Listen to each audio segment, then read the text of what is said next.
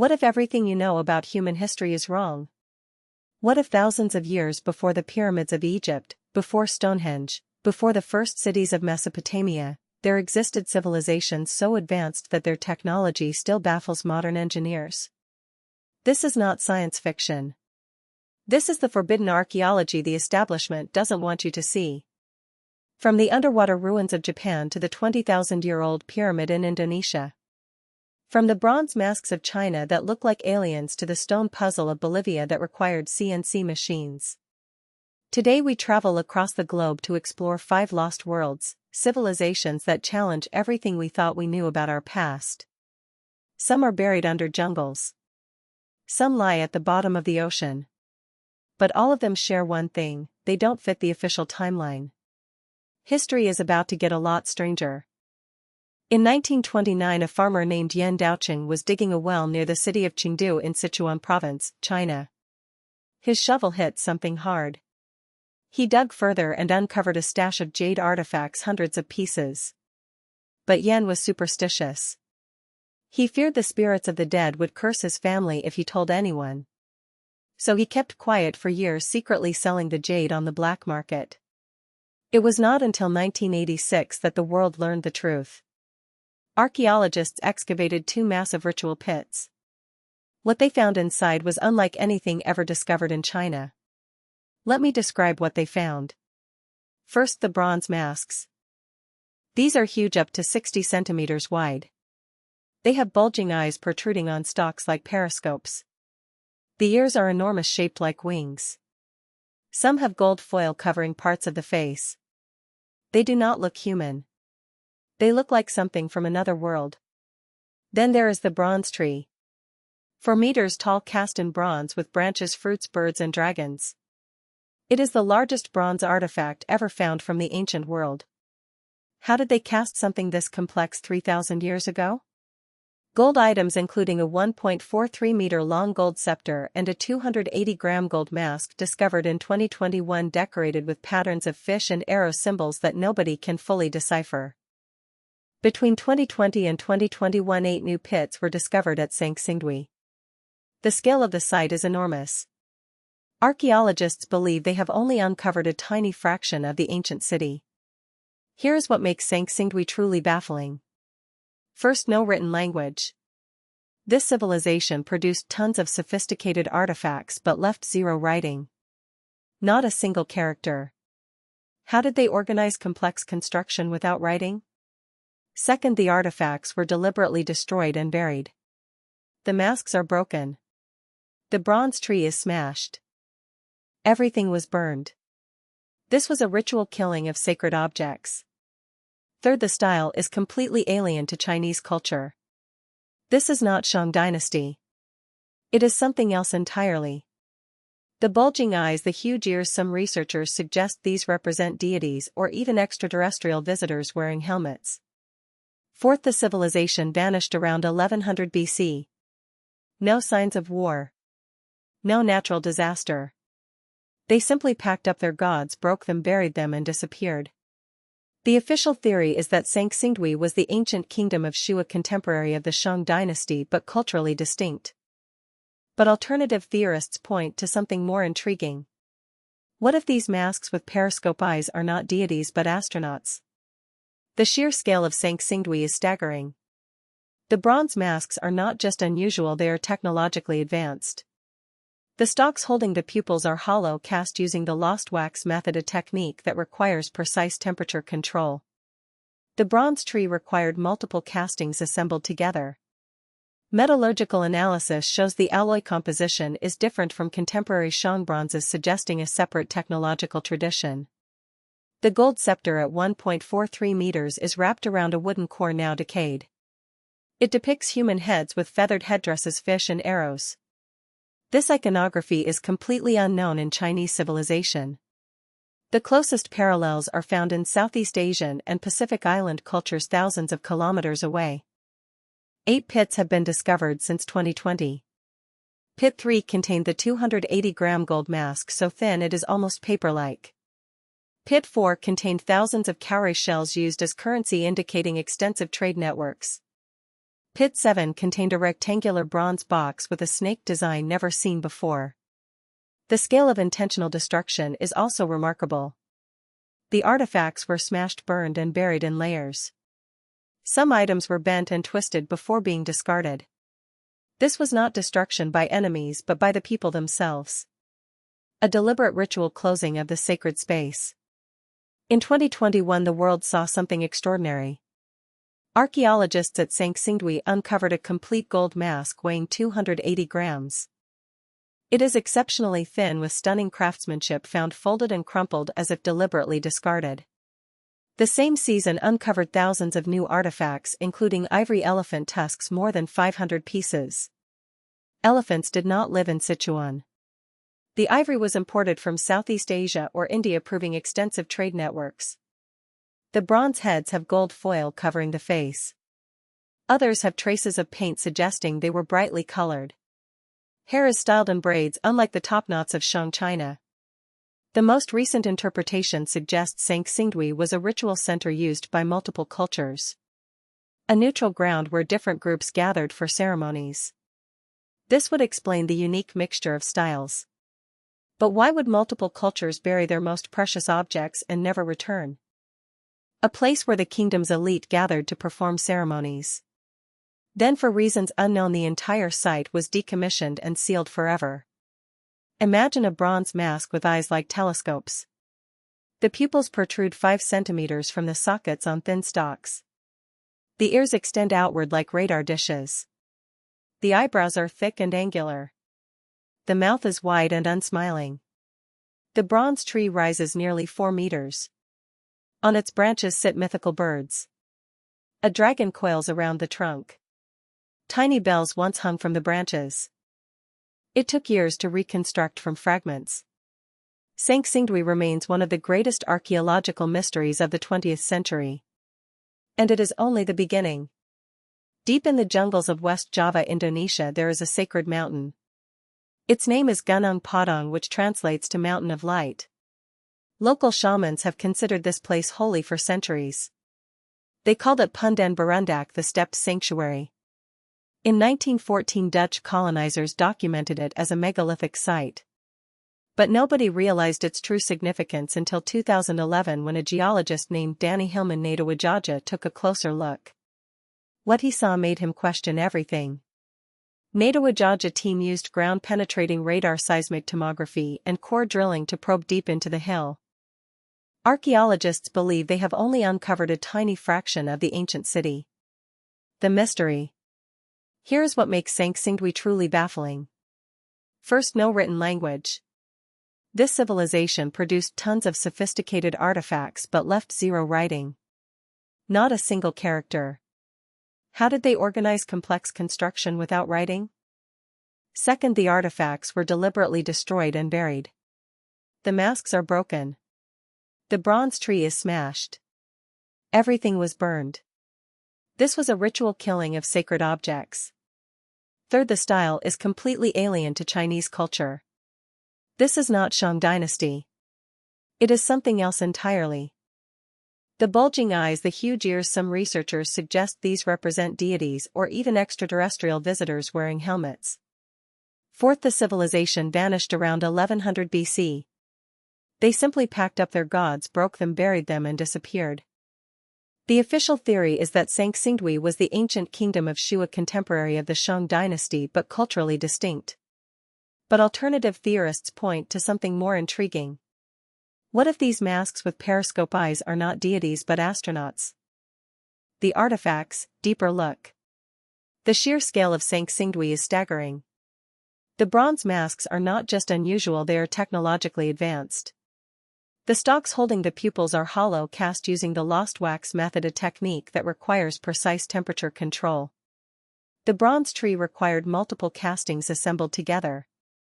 Metallurgical analysis shows the alloy composition is different from contemporary Shang bronzes, suggesting a separate technological tradition.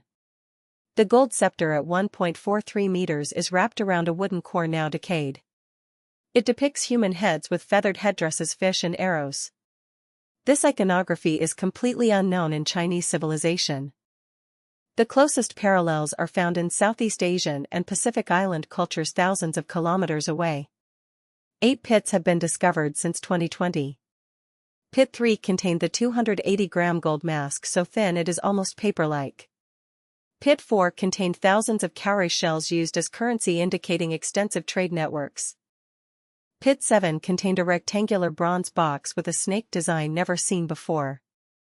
The scale of intentional destruction is also remarkable. The artifacts were smashed, burned, and buried in layers. Some items were bent and twisted before being discarded. This was not destruction by enemies but by the people themselves. A deliberate ritual closing of the sacred space. The massive gold mask. In 2021, the world saw something extraordinary. Archaeologists at Sangsingdui uncovered a complete gold mask weighing 280 grams.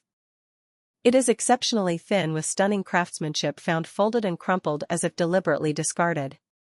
The same season uncovered thousands of new artifacts, including ivory elephant tusks, more than 500 pieces. Elephants did not live in Sichuan. The ivory was imported from Southeast Asia or India, proving extensive trade networks. The bronze heads have gold foil covering the face. Others have traces of paint suggesting they were brightly colored. Hair is styled in braids, unlike the topknots of Shang China. The most recent interpretation suggests Sangsingdui was a ritual center used by multiple cultures. A neutral ground where different groups gathered for ceremonies. This would explain the unique mixture of styles. But why would multiple cultures bury their most precious objects and never return? A place where the kingdom's elite gathered to perform ceremonies. Then, for reasons unknown, the entire site was decommissioned and sealed forever. Visuals. Imagine a bronze mask with eyes like telescopes. The pupils protrude 5 centimeters from the sockets on thin stalks. The ears extend outward like radar dishes. The eyebrows are thick and angular. The mouth is wide and unsmiling. The bronze tree rises nearly 4 meters. On its branches sit mythical birds. A dragon coils around the trunk. Tiny bells once hung from the branches. It took years to reconstruct from fragments. Sangsingdui remains one of the greatest archaeological mysteries of the 20th century. And it is only the beginning. Chapter 2, Gunung Padang, the pyramid that rewrites history. Location. Deep in the jungles of West Java, Indonesia, there is a sacred mountain. Its name is Gunung Padang, which translates to Mountain of Light. Local shamans have considered this place holy for centuries. They called it Pundan Berundak, the steppe sanctuary. In 1914, Dutch colonizers documented it as a megalithic site. But nobody realized its true significance until 2011, when a geologist named Danny Hillman Nadawajaja took a closer look. What he saw made him question everything. The 4 layers. Nadawajaja team used ground-penetrating radar, seismic tomography, and core drilling to probe deep into the hill.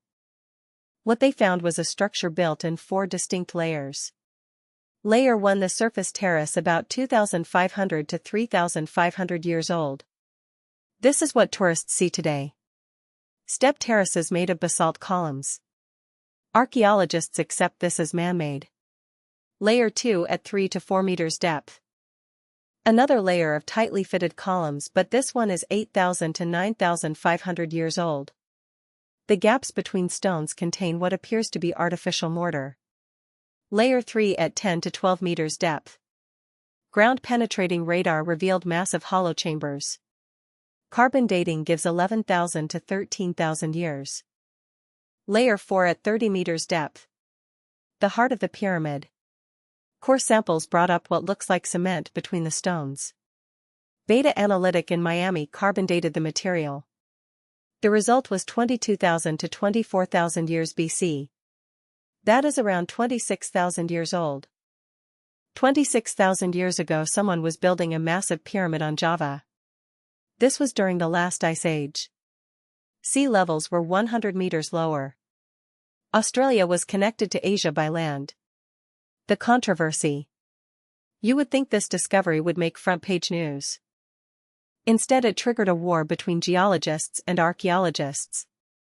Neda Wajaja published his findings in Archaeological Prospection in 2023.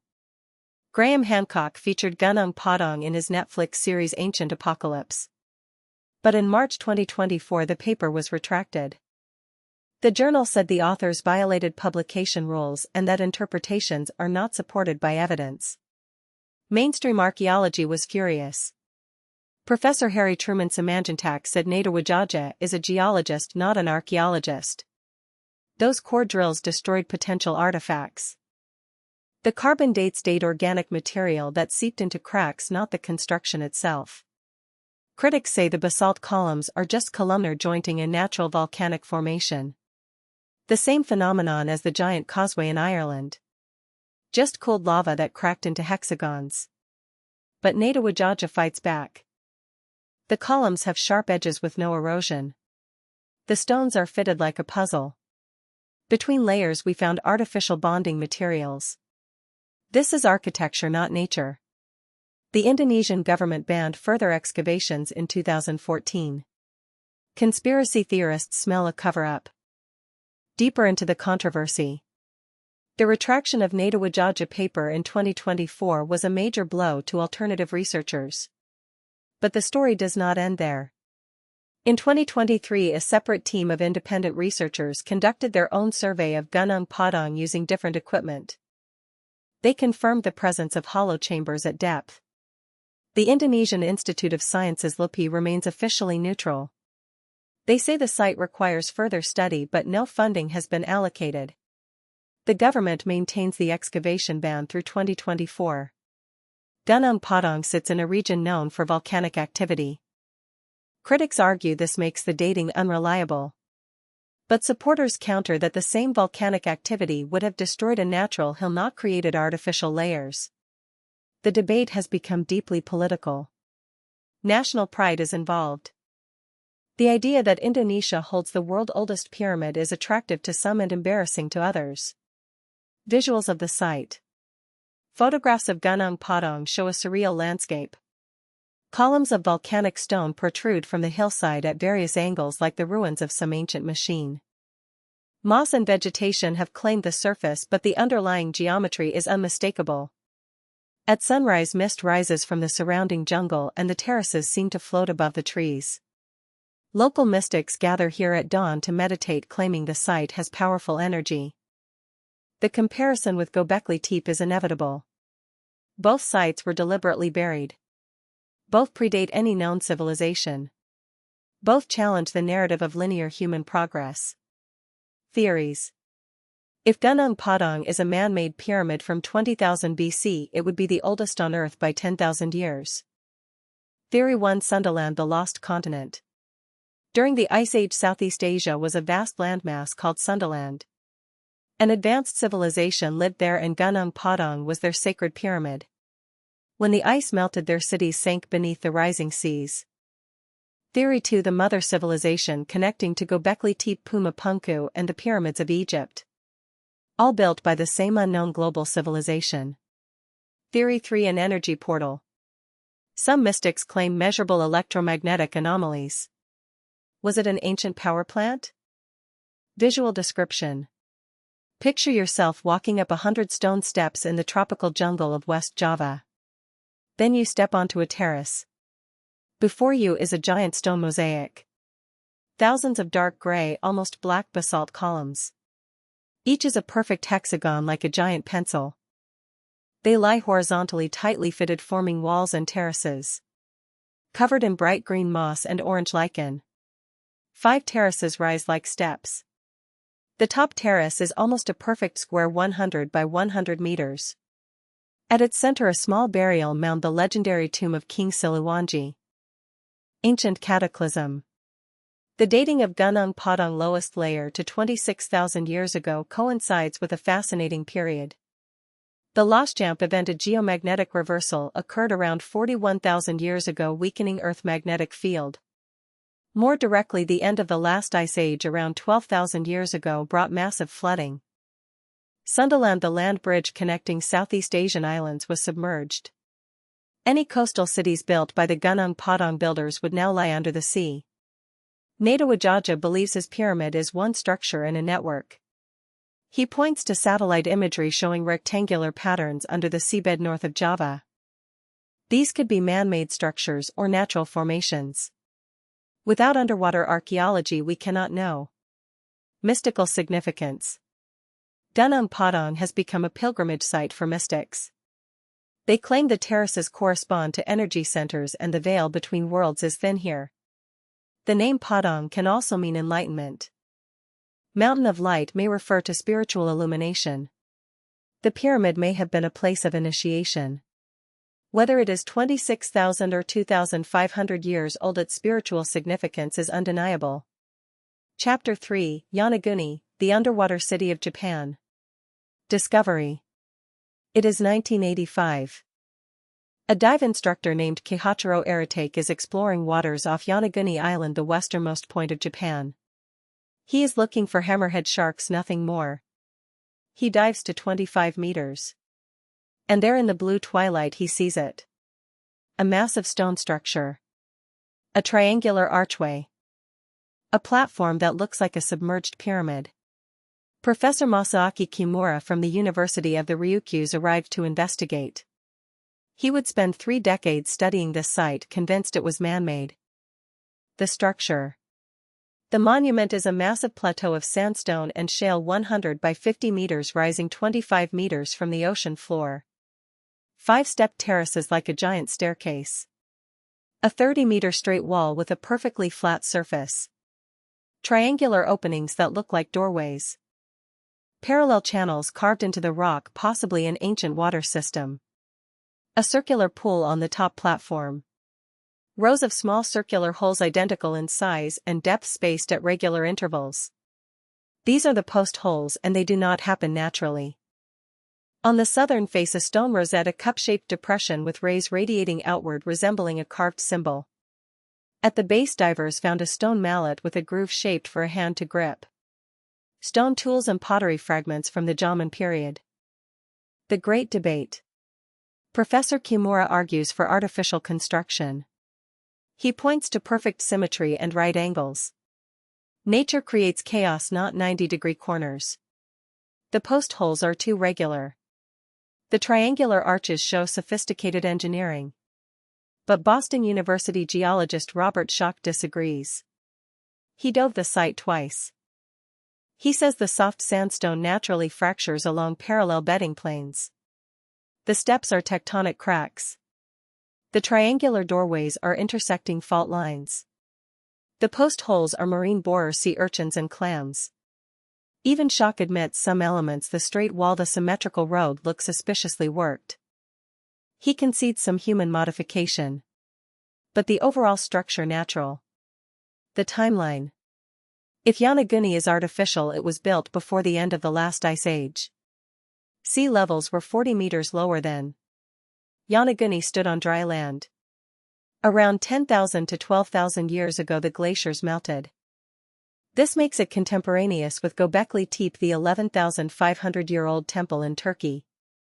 Kimura believes the core structure is 10,000 years old with later additions 3,000 to 5,000 years ago. Detailed features. The stone rosette is one of the most intriguing features. It consists of a central depression with grooves radiating outward like a carved sun. Professor Kimura believes this is a symbol possibly indicating the site was a solar observatory. The post holes are found in groups of 6 to 12 arranged in straight lines. They are 10 to 15 centimeters deep and exactly 3 centimeters in diameter. Marine geologists confirm these are too uniform to be natural boreholes. The straight wall known as the coral wall extends for 30 meters with a vertical face that shows no sign of natural fracture patterns. At its base there is a fallen block that perfectly matches the wall geometry as if it once stood on top. The triangular archway on the southeast face is cut completely through the rock. The opening is about 2 meters high. The edges are smooth and regular. This is not a natural formation. A road or channel runs from the monument eastward for about 100 meters before disappearing under the sand. It is flanked by parallel stone curbs. Similar road features have been found at other submerged sites in the Pacific. The Jomon connection. The pottery fragments found near Yonaguni belong to the Jaman culture, one of the oldest pottery-making cultures in the world, dating back 16,000 years. Jaman people were hunter-gatherers who lived in pit houses and made cord-marked pottery. If the Jaman built Yonaguni, it would mean hunter-gatherers created monumental architecture. This contradicts everything we know about Jaman society. Alternatively, if the monument was already standing when Jaman arrived, they simply lived near an existing structure, a pattern seen at many ancient sites. The Jaman also had a practice of removing canine teeth as a coming-of-age ritual. Skeletons with missing teeth have been found in Okinawan caves, raising questions about possible links to the monument builders. Local legends. Okinawan mythology speaks of Nairai Kanai, a land of the gods at the bottom of the ocean from where come wisdom, technology, and prosperity. Could Yonaguni be this legendary kingdom? Comparison with underwater sites.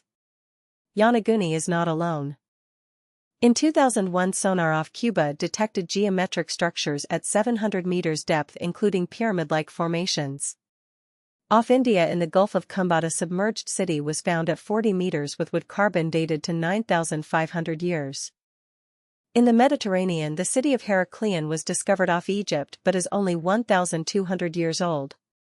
Yonaguni, if man-made, would be the oldest known submerged structure. The debate continues. In 2016, Kimura published 3D modeling showing symmetry that natural erosion cannot explain. He argues the terraces follow a design principle found in Okinawan tombs called kofun. Shock responded that 3D models are interpretive, not objective. Neither side has changed position in 30 years. The data supports both interpretations, making Yonaguni a perfect Rorschach test for how we see the past. Visual. Imagine diving into crystal clear water. Sunlight filters through layers of blue. As your eyes adjust, you see it emerging from the darkness. A massive staircase cut into solid rock, each step perfectly horizontal. A wall rises beside it, straight as a laser line. You swim through a triangular opening into a chamber. The walls are smooth and angular. Schools of fish drift through ancient corridors. And then the sea claimed it. Chapter 4, Nan Madol, the Venice of the Pacific. Arrival. In the middle of the Pacific Ocean, on the island of Pohnpei in Micronesia, there is a place locals call the City of Spirits. You approach by boat through dense mangrove channels. The air is thick and heavy, smelling of salt and decaying leaves. Then the mangroves part. And you see a black wall. Basalt columns stacked like giant logs, six-sided, dark, glistening, covered in emerald moss, rising directly from the water. 92 artificial islands spread over 75 hectares. Walls 3 meters thick. The only ancient city ever built on floating islands. The impossible construction. The basalt logs weigh up to 50 tons. They were quarried 40 kilometers away across mountains, rivers, and jungle. There were no wheels, no metal tools, no draft animals. How did they move these stones? Local legend gives the answer. Two brothers, Olasopa and Alasipa, were given magic by the gods. Olasopa would stand at the quarry, chant a spell, and the giant basalt columns would lift off the ground, flying like giant butterflies to land precisely at the construction site. But the magic only worked in sunlight. The workers begged to work at night. He reluctantly agreed. But in the dark he lost concentration. A massive stone veered off course and crashed into the jungle. Flying only works in sunlight, he shouted, and his power was gone forever. You can still see that cracked boulder in the jungle today. The Saudeleur dynasty. Nan Madol was the seat of the Saudeleur dynasty, who ruled Pohnpei for 500 years, from around 1100 to 1600 AD. They claimed descent from the thunder god. Ordinary people were forbidden from entering the central city. Beneath the altars, archaeologists have found piles of human bones, split, broken, burned. The Saudeleurs were cannibals. Eating enemies gave you their power. The dynasty fell when a warrior named Isoklikal arrived from Khosrau. He saw the tyranny, rallied the oppressed, and stormed the stone fortress. The last Saudeleur was killed. Engineering marvel. The walls of Nan Madol are not just walls, they are fortifications. They reach 3 meters thick at the base. The stone logs are laid in alternating directions like a log cabin, creating a crisscross pattern that distributes weight evenly. The canals are not random. They form a grid system with specific widths. The main canal is 15 meters wide, enough for war canoes. Side canals are narrower, allowing access to individual island compounds. The central island Matulpa is the largest, measuring 80 by 100 meters. It was the residence of the Sotalur kings. Here the walls reach their maximum height of 8 meters. The foundation extends below the waterline, resting on coral bedrock. Freshwater was collected through an ingenious system of cisterns carved into the basalt. Some islands had artificial pools for bathing. Food was stored in raised stone platforms to protect from rats and flooding. Building Nan Madol would have required moving over 750,000 metric tons of basalt. At a rate of 1 ton per person per day, this would take 2,000 workers 750 days just for the quarrying, not including transport and placement. Comparison to other megalithic sites. Nan Madol shares striking similarities with other Pacific megalithic sites. The latte stones of Guam are similar column and capstone structures. The stone money of Yap are giant stone discs weighing tons that were transported across the ocean. Also similar is the architecture of Easter Island.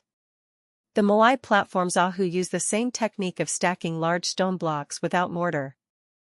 Some researchers propose a Pan-Pacific megalithic culture connecting all these sites. The leap from simple thatched huts to massive basalt fortifications is unexplained. There is no developmental sequence, no smaller test structures. The technology appears fully formed. The mystery of levitation. Beyond local legends, researchers have proposed extraordinary theories. Anti-gravity or acoustic levitation. Some believe the builders manipulated gravitational fields using sound, the same technology said to have moved stones at Baalbek, the pyramids, and Puma Punku. Extraterrestrial influence. 50-ton blocks fitted with surgical precision without mortar seems impossible for a Stone Age culture. The lost continent of Mu. Nan Madol claimed as the last remnant of a Pacific civilization. The main gate Nanuv is capped by a stone weighing 80 tons lifted 5 meters into the air. Modern engineers would struggle without heavy machinery. Dying city. In 2016, UNESCO recognized Nan Madol as a World Heritage Site and on the same day added it to the danger list. 3 enemies are destroying it. The jungle mangrove roots push through walls, cracking the basalt. Rising sea level salt water erodes the stone. Theft. Local people take blocks for their own buildings. The oral traditions. The stories of Nan Madol were collected in the early 20th century. They are remarkably consistent. The Flying Stones, the Magic Brothers, the Dark King. This consistency suggests genuine historical memory. One tradition says the builders came from a distant land that sank beneath the sea, arriving in large canoes carrying stone knowledge. Another tradition describes a great flood. The survivors built Nan Madol on high ground. The canals were originally dry pathways that only later flooded as the sea rose. The last Sotalur king Sademul was so heavy he could not walk and was carried everywhere. His appetite for human flesh was insatiable. When Isoklikul attacked, the king was abandoned by his own guards. The lost technology. The gaps between basalt columns are less than 2 millimeters. A 2016 engineering study concluded that moving one 50-ton column by land would require 1,500 people pulling with ropes. The path crosses multiple rivers and steep terrain. Logistically impossible for a population of 25,000. Some researchers suggest the columns were cast in place using volcanic cement, mixed and poured into wooden molds. This would explain perfect fit and eliminates transport. Chemical analysis has not confirmed this, but it remains the most plausible explanation. Visual. You paddle through narrow mangrove channels. The jungle is so dense it seems impenetrable. Suddenly the mangroves part. Before you rises a black wall gleaming with moisture, covered in emerald moss. Hexagonal basalt columns pile on top of each other, reaching several meters high, looking like the skeleton of some giant creature. Sunlight breaks through the canopy, casting dim golden rays on the dark canal water so clear you can see crabs crawling on the bottom. 3 colors creating an eerie frozen paradise. Chapter 5, Puma Punku, the Stone CNC Puzzle. The altitude. We end our journey at 3,850 meters above sea level on the windswept Altiplano of Bolivia. Puma Punku, the door of the Puma part of the Tiwanaku complex near Lake Titicaca. The wind cuts like a knife. There is no wood, no metal, no animals for labor. Just rock, sky and silence. And yet someone built something here that modern engineers cannot replicate. The blocks. Scattered across the ground like a giant discarded Lego set are blocks of andesite, one of the hardest stones on Earth, rating 7 to 8 on the Mohs scale. Each block weighs up to 130 tons. The weight of a railway locomotive. They came from a quarry 10 kilometers away on the other side of Lake Titicaca. How did they move 130-ton blocks across a lake and swamp without wheels, without roads? But the weight is not the real mystery. The precision. Perfectly flat surfaces with deviation of less than half a millimeter per meter. Aerospace-grade tolerance achieved by CNC milling machines. Right angles at 90 degrees at every corner. H-shaped slots cut into the stone like industrial connectors. Parallel grooves, stepped platforms, decorative carvings with micron accuracy. Some blocks have holes drilled 5 millimeters wide and 15 centimeters deep through andesite. The walls of these holes are perfectly smooth and cylindrical. To drill andesite you need a drill bit harder than the stone itself. The only natural material hard enough is diamond. There are no diamond mines in Bolivia. The only synthetic material hard enough is tungsten carbide, requiring industrial furnaces at 2,500 degrees Celsius. Are we supposed to believe Stone Age people did this with copper chisels? The joints between blocks are so tight you cannot slide a razor blade between them, done without mortar, just gravity and perfect fit. Theories. Mainstream archaeology says Puma Punku was built by the Tiwanaku culture between 500 and 1000 AD using stone hammers, copper tools, sand and water. Experiments have failed to reproduce even basic elements using these methods. Alternative theories. Ancient builders knew a secret formula: plant acids, geopolymers or high heat that softened andesite to a plastic state, poured into molds creating perfect shapes. Some blocks show flow marks at corners, evidence of a semi-liquid state. Lost high technology. Straight lines, parallel grooves and precision holes are characteristic of machine tooling, circular saws, milling machines, diamond drills. A technologically advanced civilization existed 10,000 to 15,000 years ago. Puma Punku was an alien port or repair facility. The Gate of the Sun. Just 200 meters from Puma Punku stands the Gate of the Sun, a monolithic arch carved from a single block of andesite weighing 10 tons. On its facade is an intricate calendrical design and a central figure known as the Weeping God or Viracocha. Arthur Poznansky spent 30 years studying this gate. He determined that the carvings depict celestial alignments that only occur once every 25,800 years, the precession of the equinoxes. According to his calculations, the configuration carved into the gate matches the sky as it appeared approximately 15,000 BC. Mainstream archaeologists dismiss this as speculation. But Poznansky calculations have never been formally refuted. The underwater connection. In 2000, an international expedition discovered underwater ruins in Lake Titicaca at depths of 20 to 30 meters. They found paved roads, stone walls and terraces. The structures are consistent with the above-ground architecture of Tiwanaku. If the underwater structures are contemporaneous with Puma Punku, the entire complex would have been built when Lake Titicaca was much smaller, before water levels rose at the end of the last ice age. This would push the date back to at least 10,000 BC, consistent with Poznansky astronomical dating. Technology analysis. The H-shaped slots at Puma Punku are particularly telling. They are cut with parallel walls and flat bottoms. The corners are sharp 90-degree angles.